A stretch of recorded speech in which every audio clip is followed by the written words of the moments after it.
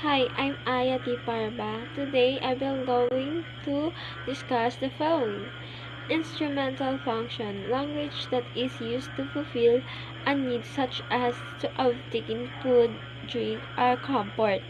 This typically includes concrete nouns. Regulatory function, language that is used to influence the behavior of others, including persuading, commanding, or requesting. Interactional function, language that is used to develop relationships and ease interaction. This could include phrases like I love you, mommy, or thank you. Personal function, a language that expresses personal opinions, attitudes, and feelings, including a speaker's identity. Representational or informative function, language that is used to relay or request information. Heuristic function, language that is used to explore, learn, and discover. This could include questions or running commentary of child's action. Imaginative function. Imaginative function, the use of language to tell stories and create imaginary contracts. This typically accompanies play or leisure activities. The Bow theory. This theory by Max Muller supposes that human speech originated in man's attempt to imitate the sounds of nature. Thus, a dog might be called bow bow, or a cow moo. There is no denying the fact that such imitation accounts for a certain number or words in the English vocabulary. Example: cuckoo, his girl, whistle, wind, bobby, rattle, hoop, peewit, and etc. Another familiar theory of the origin of the language is the ding-dong theory. At one stage, it was held by Max Muller, but later it was abandoned. It sought to explain the correspondence between sound and the sense by a law of nature and a mysterious law of harmony, that everything that is struck rings and rings in the peculiar way. Poo-poo theory, also styled as poo-poo.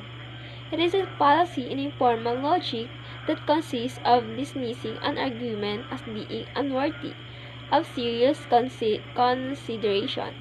Scholars generally characterize the fallacy as a rhetorical device in which the speaker ridicules an argument without responding to the substance of the argument. Ding-dong theory.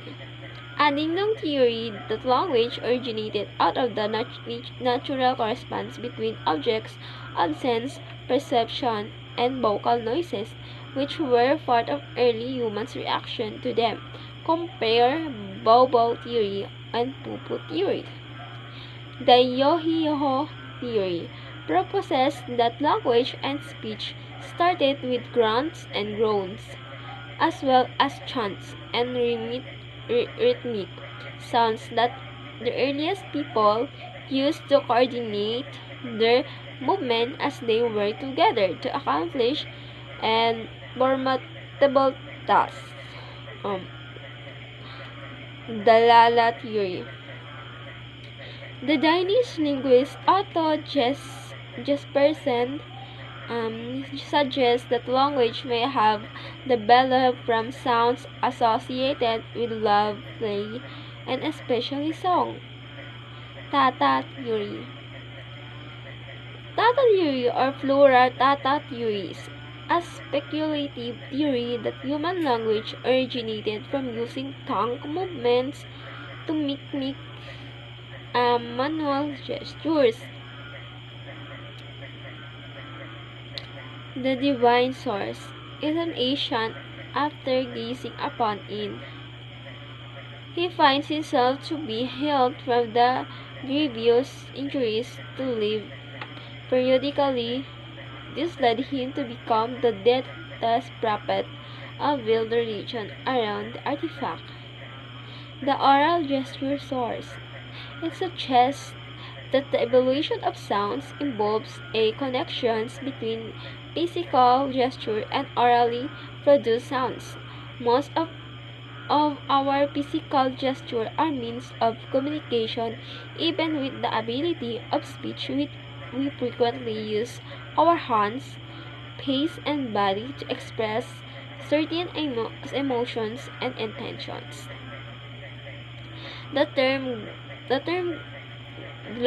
glossony, based on the ontogeny or phylogeny. It's used some to refer to the development of the language or languages over historical time. Historical linguistics could thus be said to concern glossogeny. Physiological adaptation is an international body process to regulate and maintain homeostasis for an organism to survive in the environment with it exists. Examples include temperature regulations, release of toxins or poison, releasing antifreeze proteins to avoid freezing in cold environments, and the release. The Sapir-Whorf. The hypothesis of linguistic reliability, also known as the Sapir-Whorf hypothesis. The Whorf hypothesis and Whorfianism is a principle suggesting that the structure of language affects its speaker's worldview or cognition, and thus people's perceptions are relative to their spoken language. Semiotics, the study of signs and symbols and their use of interpretations. Okay. Icon, a painting of Jesus Christ or another holy figure, typically in traditional style on wood, venerated and used as an aid to devotion of the Byzantine and other Eastern churches. Symbol, a mark of a character used as a conventional representation of an object, function, or process. The letter of the letter standing for the chemical element or a character in musical notations. Index. The definition of index is a guide list or sign or a number used to measure change. An example of index is a list of employee names, addresses, and phone numbers. An example of an index is a stock market index, which is based on the standard set at a particular time. Ethnopoetic. Dennis Stedlock defines ethnopoetics as the study of verbal arts in all language and cultures, focusing in particular on the oral communication